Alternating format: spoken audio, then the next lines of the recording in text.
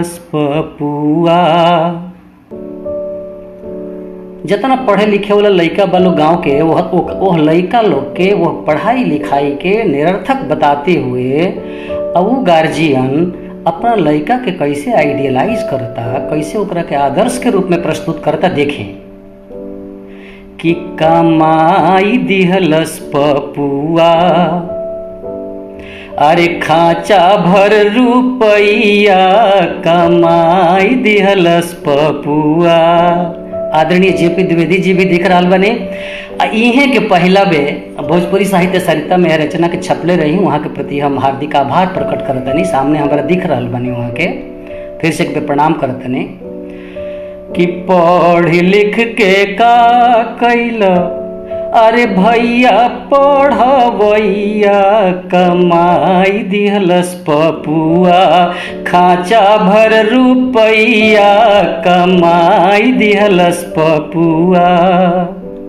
कैसे कमाता देखल जाओ कि मंत्री विधायक जी के खास भइल बड़ुए, अरे मंत्री विधायक जी के खास भइल बड़ुए, आ गौआ के लफुअन के बस भइल बड़ुए।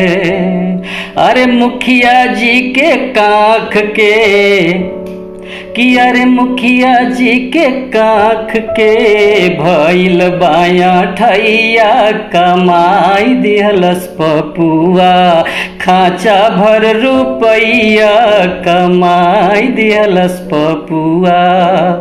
देखिए और कैसे कमाता कि मुंशी पटवारी जी के करेला दलाली। कमाए के तरीका देखें कि मुंशी पटवारी जी के करेला दलाली, मुहवा में पान लेके करेला जुगाली। अरे भोरही से लाग जाला, काहे में? अरे भोरही से लाग जाला फांसे में चिरैया कमाई दिहलस पपुआ, अरे खाचा भर रुपैया कमाई दिहलस पपुआ। अब अंतिम मंत्र होकर देखें, हिंदी बोली लेला भोजपुरी बोली लेला। गोपाल भट्ट जी के नमस्कार, आदरणीय सुनील कुमार उपाध्याय जी के नमस्कार, राजकिशोर जी के नमस्कार, गोपाल भट्ट जी के नमस्कार।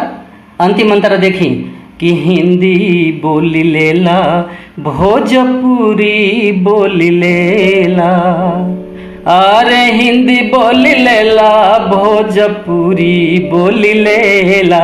अब बनबत बना हरे सरबो कर पकवा चेला, अरे पढ़ल लिखल छोड़ छाड़ के बन जा पप्पू भैया कमाई दिहलस पपुआ, अरे खाचा भर रुपैया कमाई दिहलस पपुआ, खाचा भर रुपैया कमाई दिहलस पपुआ। देखिए ये बहुत शुरुआती दौर के रचना रहे। हमारे सामने हम गुरुदेव कही ना, यहाँ के हमारे गुरुजी हैं, उन्हें के बहुत हमरा के प्रेरित करने की रूपरा भोजपुरी में लिखी। सामने बने हमरा आदरणीय जयशंकर जी द्विवेदी, भोजपुरी साहित्य सरिता के संपादक, सुन रहा बने वहाँ के। यहाँ के पहला भी रचना छपले रहे। अब देखिए कि कोरोना काल में जब हम 2-3 साल से साधना कर रहा बनी भोजपुरी में, तो एगो रचना हमारा सामने कैसन आवतिया। रउरा सभे की याद हुई कि जब मजदूर पलायन खातिर बाध्य होके लगले, रेलवे ट्रैक पकड़ के अपना घरे लौटत रहा, एगो ऐसा दुर्घटना भइल जौन बड़ी हृदय विदारक रहे। कुछ मजदूर रेलवे ट्रैक पर सुत गई रहे लोग, एगो ट्रेन आयल और वो लोग के काम तमाम करके आगे बढ़ गए। वो लोग के बैग में जौन रोटी रही सब वो पटरी पर गिर गई रही सब। जहिया कि घटना है हमरा के घटना बड़ा प्रभावित कैलस। हमरा एगो कविता लिखे खातिर प्रेरणा मिलल। वो रोटी हमरा से सवाल पूछती है जौन ट्रैक पर गिर रहे। देखिए ओकरा के प्रस्तुत करतनी। दू अंतरा के कविता बा कि रहे पटरी पर गिरल, रहे पटरी पर गिरल, निढाल सावरो करे लागल एगो रोटी, सवाल सावरो करे लागल एगो रोटी, सवाल सावरो रहे पटरी पर गिरल, निढाल सावरो रहे पटरी पर गिरल। वो हमरा से सवाल करतिया रोटी का कहतिया कि कहाँ गइल भोला भाला हम जिनकर पकवान रही, कहाँ गइल भोला भाला हम जिनकर पकवान रही, सपन परी हम जे कर रहनी हम जिनकर भगवान रही, कहाँ गइल सब कर प्यारा गोपाल सावरो रहे पटरी पर गिरल, निढाल सावरो करे लागल एगो रोटी, सवाल सावरो रहे पटरी पर गिरल, निढाल सावरो। देखिए अंतिम मंत्रा देखल जाओ।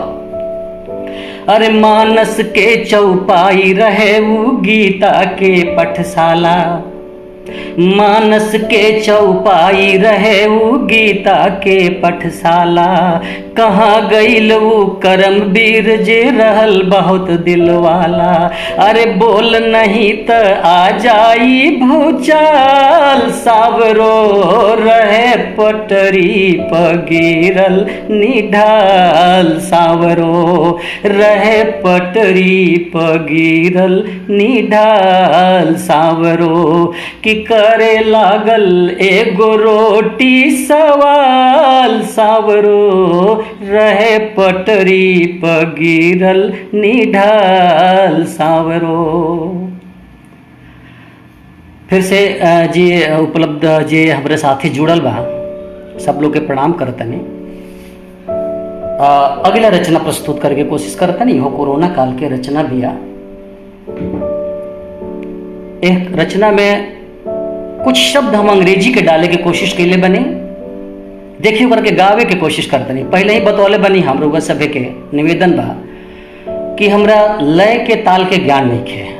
हेजा से जौन आवाज निकलता हम ओकरे बदौलत अपन कविता पढ़े के कोशिश कर रहा बनी। ऐसे अगर कहीं त्रुटि होखे, कहीं बेसुरा हो जाई तो माफ करब सभे। आई एगो रचना बाजोना में ओ माई गॉड शब्द के प्रयोग कैले बने। हमरा अच्छा लगेला पढ़े में ओकरा के कि कैसन आइल बाजा बनावा वो माई गॉड, कि कैसन आइल बाजा बनावा वो माई गॉड, थर थर कांपेला बदनवा वो माई गॉड, कैसन आइल बाजा बनावा ओ माई गॉड। अरे भारत चीन बनल बा भैया गौआ के चौपाल, भारत चीन बनल बा भैया गौआ के चौपाल। शुभम जी के नमस्कार, गोपाल जी के पुनः नमस्कार, आशुतोष मिश्रा जी के नमस्कार, सुनील कुमार उपाध्याय जी के बार बार नमस्कार। कि भारत चीन बनल बा भैया गौआ के चौपाल, केहू आपन दाल गलावे केहू बजावे गाल, भारत चीन बनल बा भैया गौआ के चौपाल, केहू आपन दाल गलावे केहू बजावे गाल, खत्म बाए न पेहानावा वो माई गॉड, थर थर कांपेला बदनवा ओ माई गॉड, थर थर कांपेला बदनवा ओ माई गॉड। कौशल जी के नमस्कार। फिर से उन तरह पढ़ता नहीं कि भारत चीन बनल बा भैया गौआ के चौपाल, केहू आपन दाल गलावे, केहू बजावे गाल, खत्म बाए न पेहनावा, ओ माई गॉड थर थर कांपेला बदनवा, ओ माई गॉड। अरे कुल्ही शिखंडी घूमत बाड़े बन के बड़का भूप, कुल्ही शिखंडी घूमत बाड़े बन के बड़का भूप, लुटवा आ बल्टी के छोड़ी भंग घुराइल कूप, लुक्कड़ अरे लुक्कड़ बहे आ गहनावा, वो माई गॉड थर थर कांपेला बदनवा, वो माई गॉड कैसन आइल बजबनवा, वो माई गॉड थर थर कांपेला बदनवा, ओ माई गॉड। देखिए अंतिम अंतरा देखिए रचना के कि बिलरा के जिम्मे दी हलवा दहिया के रखवारी। हम कहीं सुन ले रहने की लाइन ओकरा के इस्तेमाल कैले बानी कि बिलरा के जिम्मे दी हलवा दहिया के रखवारी, दिन दहाड़े मारल जाले मन राखन बनवारी। आम आदमी कि बिलरा के जिम्मे दी हलवा दहिया के रखवारी, दिन दहाड़े मारल जाले मन राखन बनवारी। काहे खातिर मारल जाले कि तुरला खातिर बैंगनवा, वो माई गॉड थर थर कांपेला बदनवा, ओ माई गॉड कैसन आइल बजमनवा, वो माई गॉड थर थर कांपेला बदनवा, ओ माई गॉड थर थर कांपेला बदनवा, ओ माई गॉड थर थर कांपेला बदनवा, ओ माई गॉड। जे भी जुड़ल बा सब आदरणीय जन के हमर नमस्कार बा, प्रणाम करतने। फिर बार बार कह रहल बानी कि बड़ा कोनो हमारा कविता पढ़े के बहुत अभ्यास नहीं है, हो सकेला कि बहुत मधुर ना लागत होखे, लेकिन हम अपना तरफ से पूरा दिल से पढ़े के कोशिश कर रहल बानी। रउआ सभे के शुभकामना के दरकार बा, बिना रउआ सभे के उत्साहवर्धन के बात आगे ना बढ़ी। अब जो रचना प्रस्तुत करे जा रहल बने वो रचना के पीछे को कहानी बा। एकदम शुरुआती दौर के बात है, जब हम लिखे शुरू कैले तो डॉक्टर अशोक जी द्विवेदी जे पाती के संपादक बने, हम वहाँ से संपर्क कैनी। मन में एगो उल्लास रहे कि भोजपुरी लिखी, तो वहाँ से फोन पर बात भइल, तो वहाँ कहनी कि हाँ एगो रचना भेजी रौरा देखत तने। रचना भेजनी पाती खातिर, सबसे प्रतिष्ठित मैगजीन भोजपुरी के कहल जाले ओकरा के। जब रचना भेजनी तो वहाँ के एक दो दिन के बाद फ़ोन वापस कहने और कहनी कि राय साहब ऐसन बात बा कि थोड़ा रउआ रचनवा में हम संशोधन कर दी, कोनो आपत्ति बरूरा। हम कहनी कि महाराज में आपत्ति के कौन बात बा, एक तो पहले लिखी शुरू कैले बने और वो गलत सलत छपी तक का ओकर अर्थ निकली। आदरणीय ओकरा के सुधारी, हल्का फुल्का वहाँ के संशोधन कैने, वो रचना के प्रस्तुत करे की कोशिश करता नहीं। पहला बे गजल लिखले रहने, अब वो गजल के पढ़ी तो हमरा अच्छा लगे, पता ना अब अच्छा लगे कि ना नहीं के मालूम, हमरा थोड़ा पुरान रचना है।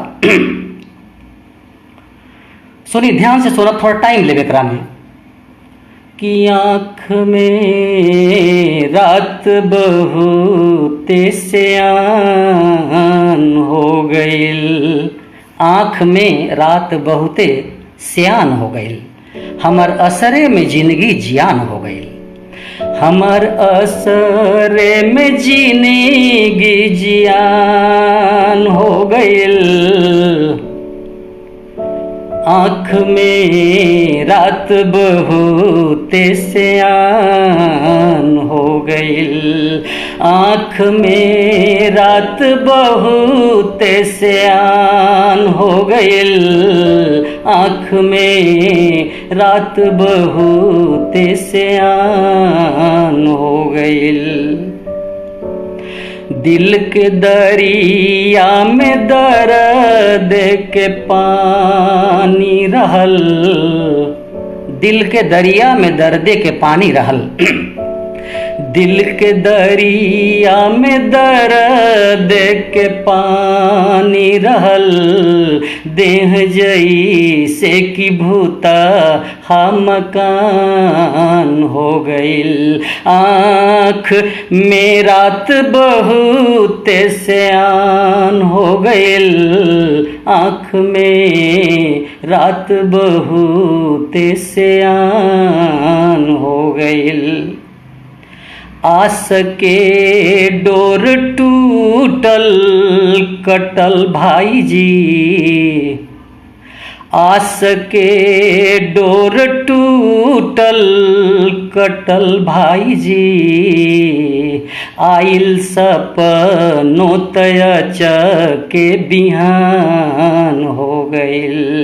आँख रात बहुत सयान हो गईल, आँख में रात बहुत सयान हो गईल।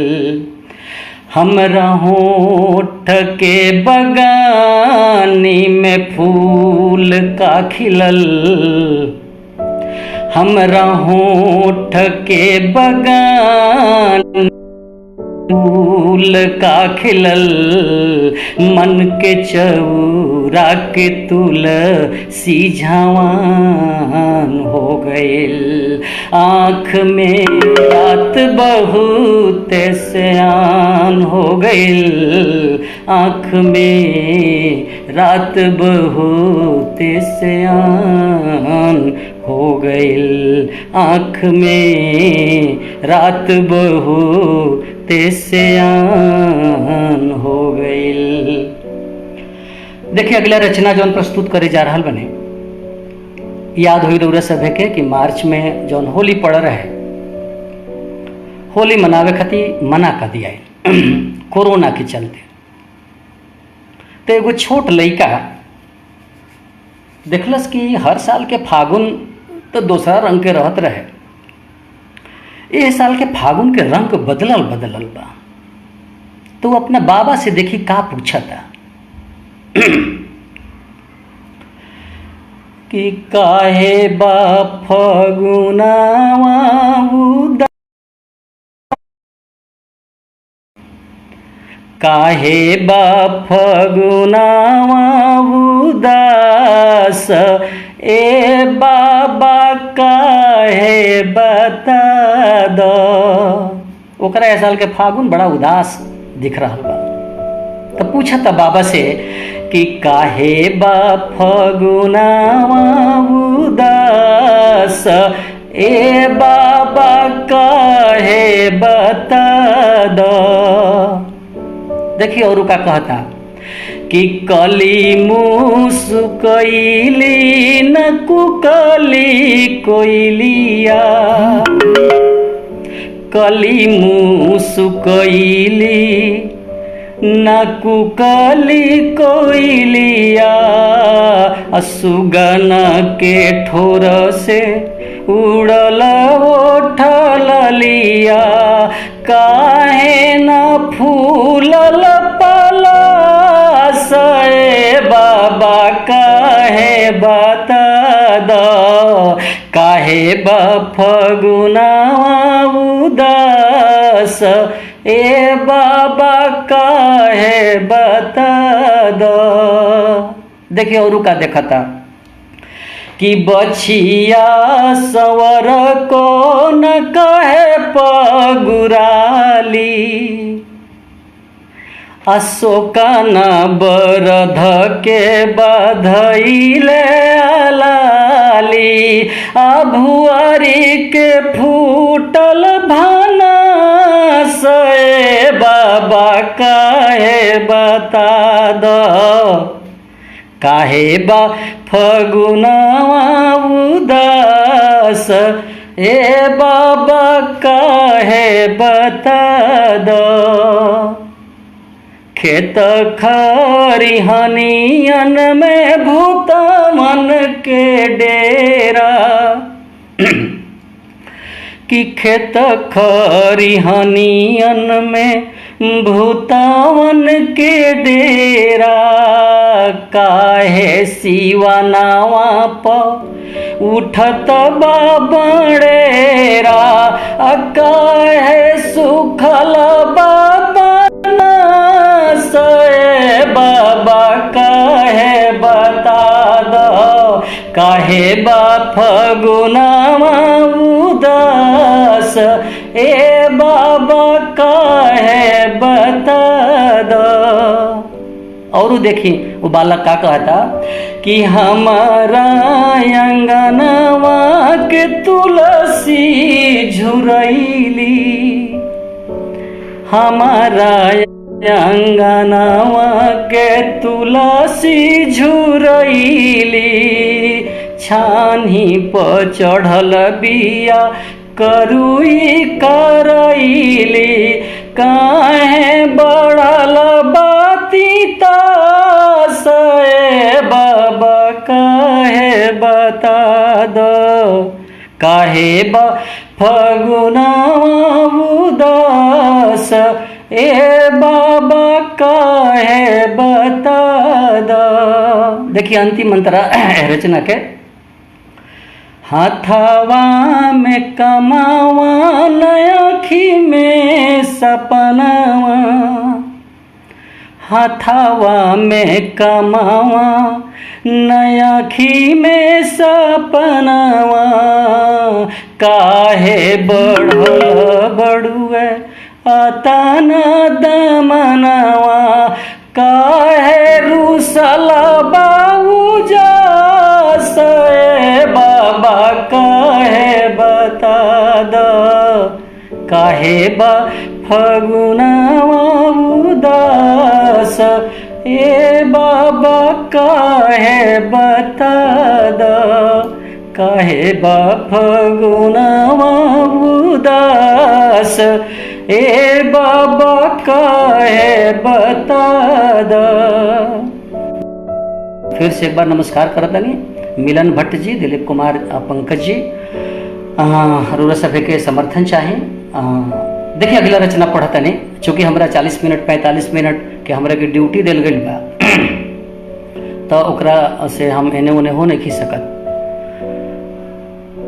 कम तो लोग तो कम ही जुड़ल बा, 14-15 आदमी दिख रहा बने, लेकिन ठीक बा हमरा खातिर 14-15 आदमी बहुत बा। श्याम श्रवण जी के नमस्कार बा, हमार दिलीप कुमार पंकज जी के फिर से नमस्कार, जे भी जुड़ल बा सब आदमी के नमस्कार करता नहीं। अगला रचना पढ़े के कोशिश करता ये व्यंग रचना बिया, एकरा के भी हम कोशिश करते हैं कि गा के प्रस्तुत करें। चानी काटत बान रौरा राजधानी में, चानी काटत बानी रौरा राजधानी में, चानी काटत बानी रौरा राजधानी में, कि पतझड़ ढूकल आके हमने के बगानी में। चानी देखिए पतझड़ ढूकल आके हमनी के बगानी में, कि पतझड़ ढूकल आके हमनी के बगानी में, चानी काटतानी रौरा राजधानी में, चानी काटतानी रौरा राजधानी में, चानी काटतानी रौरा राजधानी में।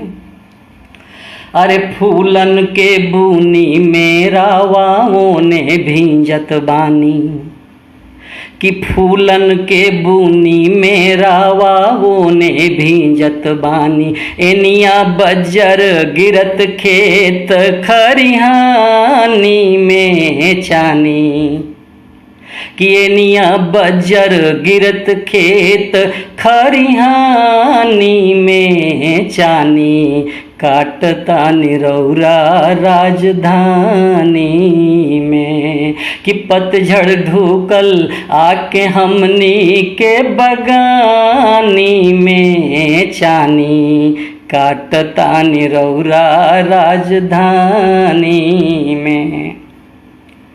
साठा में भी पाठा बन के जानी उड़त बानी। देखिए कि अरे साठा में भी पाठा बन के जानी उड़त बानी कि साठा में भी पाठा बन के जानी उड़त बानी। घुनवा लागत बड़ुए हमनी के जवानी में चानी। अरे साठा में भी पाठा बन के जानी उड़त बानी। घुनवा लागत बड़ुए हमनी के जवानी में चानी। काटतानी रौरा राजधानी में। अरे छानत घोटत बानी जानी मेवा और मलाई कि छानत घोटत बानी जानी मेवा और मलाई। खलिहा तसला एन ढनकता चुहानी में चानी कि खलिहा तसला एन ढनकता चुहानी में चानी। काटतानी रौरा राजधानी में कि पतझड़ ढूकल आके हमनी के बगानी में चानी। काटतानी रौरा राजधानी में। सुनील कुमार जी के नमस्कार, श्याम श्रवण जी के नमस्कार। अगला अंतरा देखें कि हमनी के बोली भाषा के कईनी भूसी भूसी। जब से दिल्ली गए बानी तब से वहाँ के भोजपुरी बोलल छोड़ देले बने कि हमनी के बोली भाषा के कईनी भूसी भूसी। अरे हमनी के बोली भाषा के कईनी भूसी भूसी। रौरा बोलत बानी खाली अब जापानी में चानी। काटतानी रौरा राजधानी में कि पतझड़ ढूकल आके हमनी के बगानी में चानी। काटतानी रौरा राजधानी में। देखिए यह रचना के अंतिम अंतरा कि आई आई राजा जानी आँख बिछौले बानी। आई आई राजा जानी आँख बिछौले बानी। चुकता होई कुल हिसाब अगुवानी में चानी। काटतानी रौरा राजधानी में कि पतझड़ ढूकल आके हमनी के बगानी में चानी। काटतानी रौरा राजधानी में। अरे साठा में भी पाठा बन के जानी उड़त बानी। घुनवा लागत बड़ुए हमनी के जवानी में चानी। काटतानी रौरा राजधानी में चानी। काटतानी रौरा राजधानी में। देखिए 38 मिनट तो हो गए। दो तीन गो रचना और पढ़ब। 11 आदमी अभी जुड़ल बने। सही भी बा कविता के सबसे जौन खराब काम बा कविता लिखल कविता पढ़ल बा। एकर बहुत भाव नहीं है। फिर भी आई देखिए एगो थोड़ा जौना में बहुत अर्थ ना मिली रहा, लेकिन ओकर अंतिम पंक्ति खातिर पूरा रचना लिखले बने कि जेठ के महीनावा के मध्य दोपहरिया। अरे जेठ के महीनावा के मध्य दोपहरिया लहरिया लागे राम। कि जेठ के महीनावा के मध्य दोपहरिया लहरिया लागे राम। किसान कलबा पछे बेअरिया लहरिया लागे राम। जेठ के महीनावा के मध्य दोपहरिया लहरिया लागे राम। अरे सन कलबा पछे बेअरिया लहरिया लागे राम।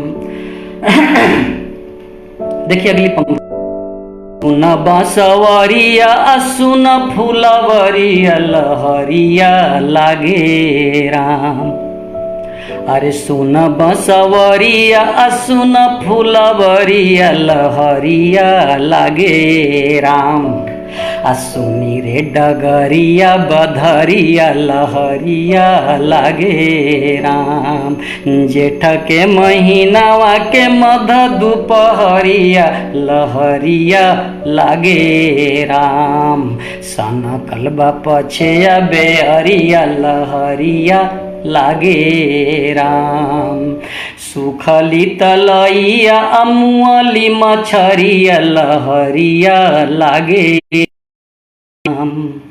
अरे सुखली तलैया अमुअली मछरिया लहरिया लागे राम।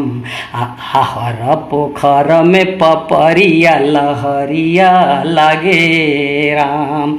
जेठ के महीनावा के मध दुपहरिया लहरिया लागे राम।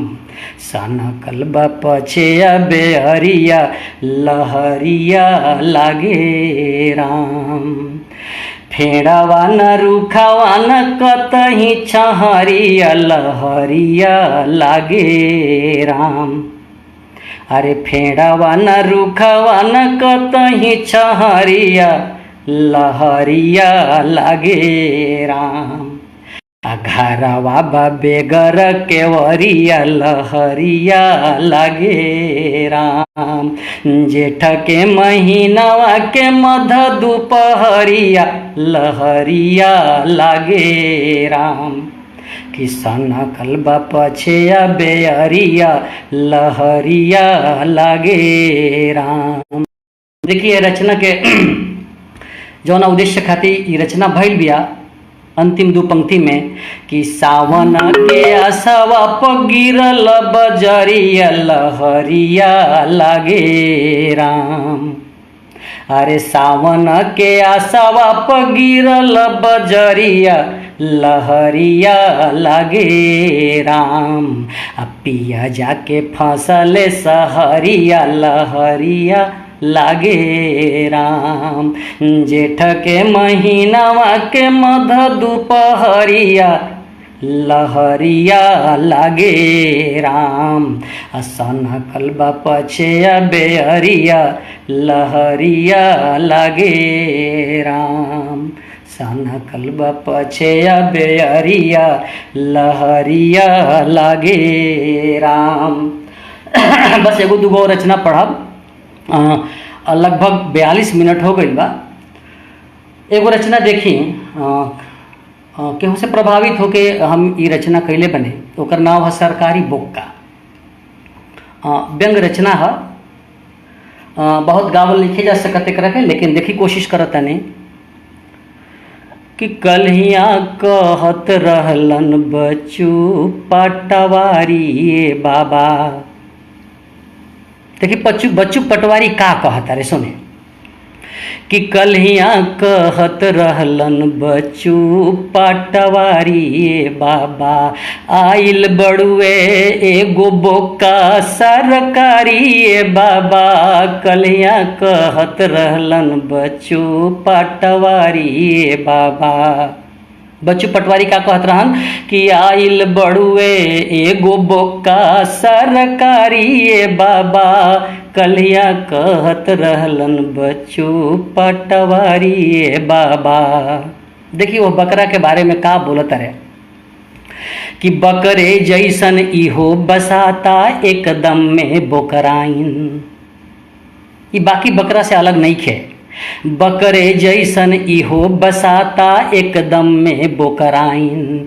नाक दबा के कहत रहली ह नटुरो ठकुराइन। अरे बकरे जैसन इहो बसाता एकदम में बोकराइन।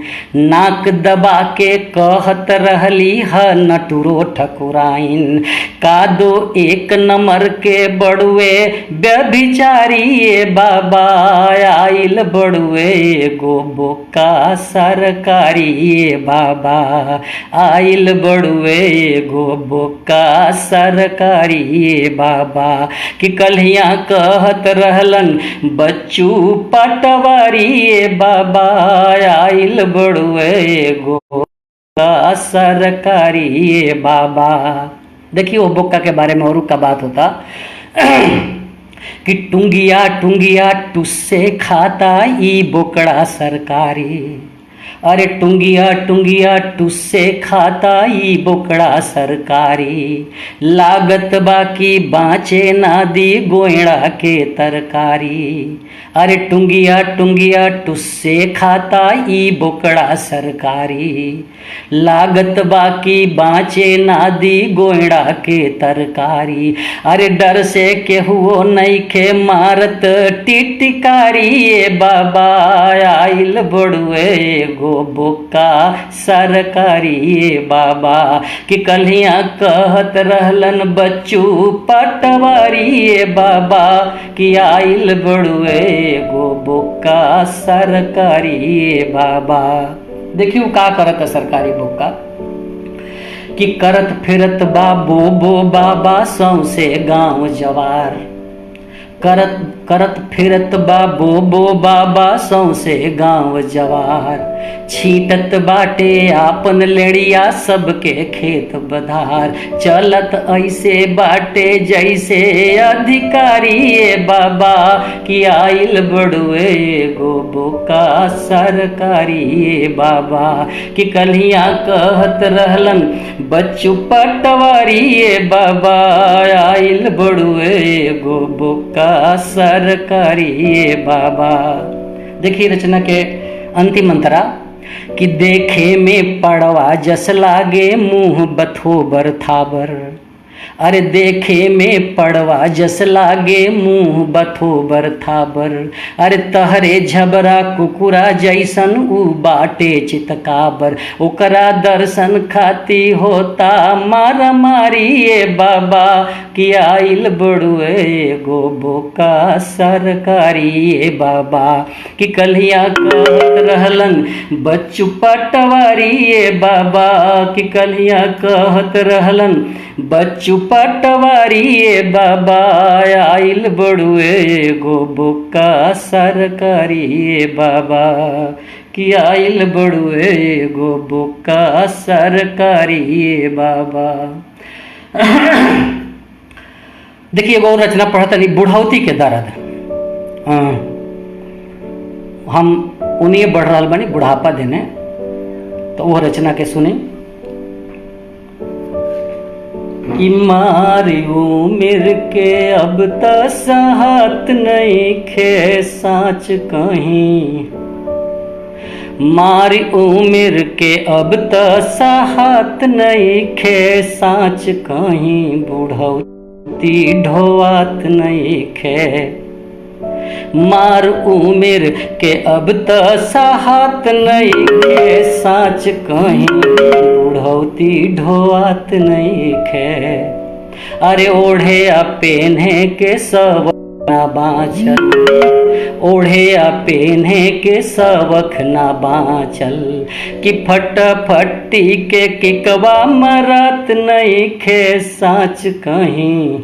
कि साँच कहीं बुढ़ौती ढोआत नहीं खे। मार उम्र के अब तो सहत नहीं खे साँच कहीं। बुढ़ौती ढोआत नहीं खे। अरे बाँचल ना रेटी में इचको ना दम्बा। कि बाँचल ना रेटी में इचको ना दम्बा। गरजल त छोड़ी रोआत नहीं खे साँच कहीं। कि साँच कहीं बुढ़ौती ढोआत नहीं खे। भूख प्यास ऊँघी कपूरी भइल सब। भूख प्यास ऊँघी कपूरी भइल सब। कि हमसे तीकछ दवाई घोटत नहीं खे साँच कहीं। अरे हमसे तीकछ दवाई घोटत नहीं खे साँच कहीं। बुढ़ौती ढोआत नहीं खे। कि लोगवन के नजरी में भइनी बेसुरा। लोगवन के नजरी में भईनी बेसुरा, गीत गजल सचमुच गवात नहीं खे साँच कहीं, अरे साँच कहीं बुढ़ौती ढोआत नहीं खे, मार उमेर के अब तसहात नहीं खे, साँच कहीं बुढ़ौती ढोआत नहीं खे। देखिए एगो रचना और पढ़ब ओकरा बाद माफ़ी चाहब। 14-15 आदमी अभी जुड़ल बनी, हर आदमी के नमस्कार बा हमर। उपाध्याय जी हमारे सामने दिख रहा बने, शंकर मुनि राय जी, गोपाल भट्ट जी, प्रार्थना शर्मा जी, हर आदमी के प्रणाम कर रहा बने। देखिए एगो रचना जौना के बहुत अर्थ लेवे की जरूरत नहीं है, हो सकेला थोड़ा एक दूगो शब्द रौरा खटकी, लेकिन दाम्पत्य जीवन के एगो अजीबो गरीब प्रेम होला जौना के हम 34-35 साल से जौना के आनंद ले रहा बानी कहीं। वही दाम्पत्य जीवन से जुड़ल ढाठा शब्द के प्रयोग करके वो रचना कैले बने। हम जब गाइला तो हमरा अच्छा लगेला। ऐसे ढाठा शब्द के अश्लील शब्द माने की जरूरत नहीं है। ढाठा दुबर पातर कहाला, मकई के पौधा उधर सुखा जला तो ओकरा के ढाठा कहेला लोग। हमरा गाँव में एगो बड़ा दुबर पातर आदमी रहा, उनकर नावे रहे ढाठा। वही शब्द के प्रयोग करके रचना प्रस्तुत करके कोशिश कर रहा बने। जिया हो जिया ढाठा, जिया हो जिया ढाठा, कि जिया हो जिया ढाठा। देखिए एगो 60 साल के उम्र के आसपास के दंपत्ति में से महिला अपना पति खातिर यह शब्द के इस्तेमाल करत तरी। देखिए वो मैं कितना केयर बा वो शब्दन के आगे पता चले रुआ कि जिया हो जिया ढाठा, अरे साठा में बनल रह 22 के पाठा, जिया हो जिया ढाठा, अरे साठा में बनल रह 22 के पाठा, जिया हो जिया ढाठा, कि तोह के खियाइब मलीदा मलाई, मोटवावे खातिर कि तोह के खियाइब मलीदा मलाई, अरे बोतल के बोतल पियाइब दवाई, अरे भुअरी के घीव से बनाइब पराठा, जिया हो जिया ढाठा। भुअरी भैंस के घीव से पराठा बने, कि तोह के खियाइब मलीदा मलाई, बोतल के बोतल पियाइब दवाई, अरे भुअरी के घीव से बनाइब पराठा, जिया हो जिया ढाठा, अरे साठा में बनल रह 22 के पाठा, जिया हो जिया ढाठा। देखिए अगला अंतरा देखिए कि रौरा के नाया पोशाक सियवाई। सब पोशाक पुरान हो गई बड़े सब, 60 बरिस के भैनी तक का भैनी, अभी नया कपड़ा रुआ के सिवाओ तनी नो। देखी कि रौरा के नया पोशाक सियवाई, लावा मोबाइल रावा के दियवाई, अरे रौरा के नया पोशाक सियवाई, लावा मोबाइल रावा के दियवाई, जूता किनाई सुनी नाई की भबाटा, जिया हो जिया ढाठा, अरे जूता किनाई सुनी नाई की भबाटा, जिया हो जिया ढाठा, कि साठा में बनल रह 22 के पाठा, जिया हो जिया ढाठा। एकदम उनका के जवान रखे के बाद आगे के जीवन कैसे कटे। कि रौरा के नया पोशाक सियवाई, लावा मोबाइल रावा के दियवाई। जब ये शब्द लिखे के रहे लावा, तब बीच में ही भई रहे कि भाई चीनी ऐप्स के बड़ा विरोध हो रहा बा, बैन कर दिया बा।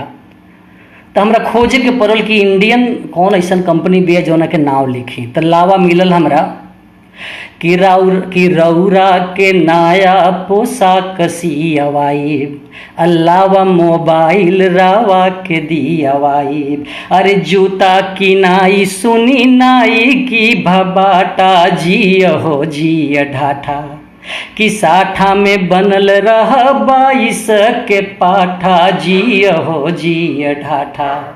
देखिए अंतिम अंतरा कतना समर्पण बा अंतिम अंतरा में, ध्यान से देखब अंतिम पंक्ति के कि आन्हिया पानी से तोह के बचाई।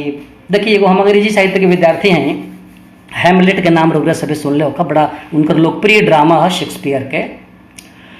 तो ओकरा में जब हैमलेट के फादर जौन मरा गई बा तो बेटा कहता कि देखा ही माई बिया चाचा से शादी कर लेलस, जब बाबूजी जियत रहन तो जब हवा तेज आवे तो ऐसे हाथ क देस कि ओकरा गाली पर मत लागे।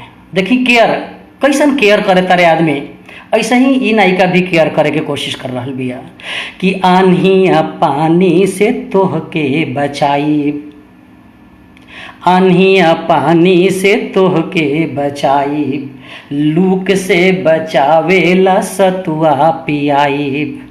अरे आन्हिया पानी से तोह के बचाई, लूक से बचावेला सतुआ पियाई। हमरा जिंदगी के रही रौरे नामे 20 काठा, जिय हो जिय डाठा कि हमरा जिंदगी के रही रौरे नावे 20 काठा, जिय हो जिय ढाठा कि साठा में बनल रह 22 के पाठा, जिय हो जिय ढाठा, जिय हो जिय ढाठा कि जिय हो जिय ढाठा। आदरणीय शंकर मुनि राय जी सामने दिखत नहीं, अब अगर अनुमति होके तो 56 मिनट पढ़ चुकने हैं। हाँ एगो धर्मेंद्र जी की कविता पढ़े के रहे जो उनके अभी तक ना पढ़ पाने, ओकरा के पढ़ देते नहीं, लेकिन वो कविता गावे लायक नहीं थे। फिर भी कोशिश करते हैं देखें कि अभी नया नया मुखिया भइल बड़े एक जना, उनकर मेहरारू उनके बुझाता कि सौंसे स्वर्गे वो लोग के मिल गई बा, तो का कहत रही अपना आदरणीय से कि अब का करे के बाटे जोगासन पिया, अब का करे के बाटे जोगासन पिया, रौरा मुट्ठी में कि रौरा मुट्ठी में आइल प्रशासन पिया, अब का करे के बाटे जोगासन पिया, रौरा मुट्ठी में आइल प्रशासन पिया। का प्रशासन आइल बाजी देखी कि मुखिया मिलल बा बड़ी भाग से, मुखिया मिलल बा बड़ी भाग से, एगो चनिया के मुखिया मिलल बा बड़ी भाग से, एगो चनिया के लेली सिंहासन पिया, अब का करे के बाटे जोगासन पिया, रौरा मुट्ठी में आइल प्रशासन पिया। अब कहता रही कि चानी के एगो सिंहासन बनवाली, मुखिया बनिए गइल बने बड़ा भाग से तो जीतनी है अब की बे, तो चानी के सिंहासन बनवा ली। और का देखिए उनका मन रेगवा करो नवा के माल चाप ली, मन रेगवा करो नवा के माल चाप ली, भछी जाई गरीबवन के राशन पिया, अब का करे के बाटे जोगासन पिया, भछी जाई गरीबवन के राशन पिया, अब का करे के बाटे जोगासन पिया। अब सफारी किनी धुर उड़ावत चली, सफारी खरीद लिए गो कि अब सफारी किनी धुर उड़ावत चली, पीही कोटवा के सरबे की राशन पिया, रौरा मुट्ठी में आइल प्रशासन पिया, अब का करे के बाटे जोगासन पिया, रौरा मुट्ठी में आइल प्रशासन पिया। देखिए अंतिम बात का कहता रही कि रोज कलिया दू कलिया के इज्जत लूटी, रोज कलिया दू कलिया के इज्जत लूटी, रौरा सच हूँ के बन के दुशासन पिया, अब का करे के बाटे जोगासन पिया, रौरा मुट्ठी में आइल प्रशासन पिया, अब का करे के बाटे जोगासन पिया, अब का करे के बाटे जोगासन पिया। अंतिम रचना देखिए, अंतिम रचना 7:59 हो रहा बा। ये हमार आपन जीवन से संबंधित रचना बिया। कि सपना देखनी भोर हरिया आई हो दादा।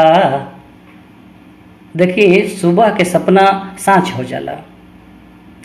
कि सपना देखनी भोर हरिया आई हो दादा, कि मुखिया भइल मोर में हरिया आई हो दादा। सपना देखनी है कि हमार मेहरारू मुखिया हो गइल बिया। बाप रे बाप। कि सपना देखनी भोर हरिया आई हो दादा, कि मुखिया भइली मोर में हरिया आई हो दादा। और देखिए सपना में का देखत नहीं, जब मुखिया हो गइले तो कैसन दृश्य बा। कि मोरे दुआरा उमड़ रहल बा सौंसे गाँव जवार।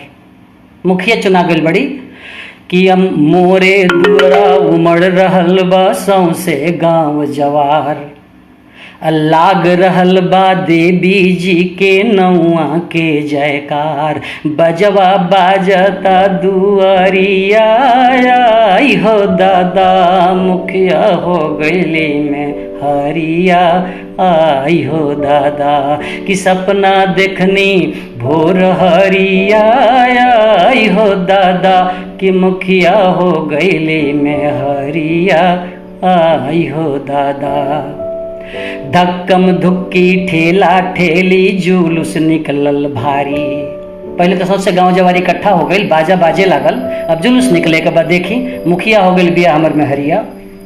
कि धक्कम धुक्की ठेला ठेली जुलूस निकलल भारी, आगे आगे नवकी मुखिया पिछवा से नर नारी, करत जय जय जय जय करिया आई हो दादा, कि मुखिया हो गइले में हरिया आई हो दादा। कि सपना देखनी भोर हरिया आई हो दादा, मुखिया हो गइले में हरिया आई हो दादा।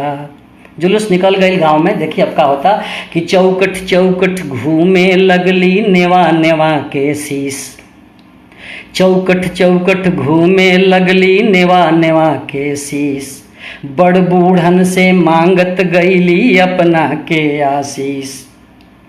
कि गोड़ पर धई धई के आचरिया आई हो दादा, कि गोड़ पर धई धई के आचरिया आई हो दादा, कि मुखिया भैली मोर में हरिया आई हो दादा।